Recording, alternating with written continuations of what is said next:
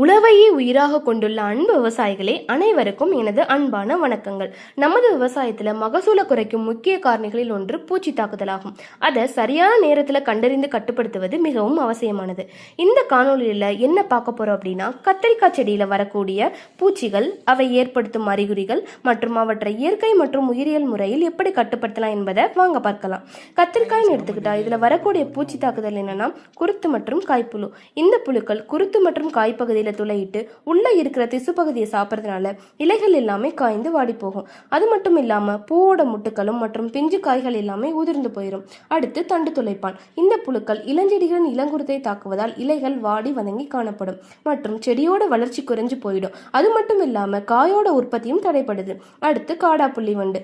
இந்த வண்டுகள் இலையோட பச்சையத்தை சுரண்டி சாப்பிடும். அதனால செடிகள் நாளடைவில் காய்ந்து கருகி போகும்.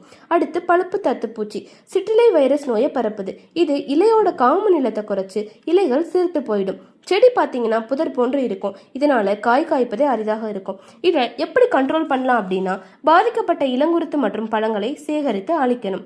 ஒரே நிலத்துல தொடர்ச்சியா கத்திரிக்காய் பயிரிடுவதை தவிர்க்கணும். இந்த மாதிரி பண்ணும்போது இதோட பாதிப்பை குறைக்கலாம்.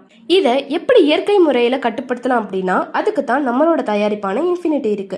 இதுல 5 வகையான நுண்ணுயிர் இருக்கு. Metarhizium anisopliae, Beauveria bassiana, Verticillium lecanii, Verticillium chlamydosporium, Nomuraea rileyi. இந்த 5 நுண்ணுயிர்களும் புழுக்களையும் வண்டுக்களையும் நூற்புழுக்களையும் மற்றும் அனைத்து சாருண்ணும் பூச்சிகளையும் கட்டுப்படுத்தும். இதை எப்படி பயன்படுத்தலாம் அப்படின்னா, ஒரு ஏக்கருக்கு ஒரு பேக்கெட், அதாவது 250 கிராம் போதுமானது. 2 இருந்து 3 நாள் வரை நல்லா ஊற வச்சுட்டு முதல் டோஸ் ஸ்ப்ரே மூலமாகவும் 2 மற்றும் 3வது டோஸ் வேர் சிகிச்சை மூலமாகவும் கொடுக்கலாம். இந்த மாதிரி 3 டோஸ் கொடுக்கும்போது கத்திரிக்காயில் வரக்கூடிய அனைத்து விதமான பூச்சிகளையும் கண்ட்ரோல் பண்ணலாம்.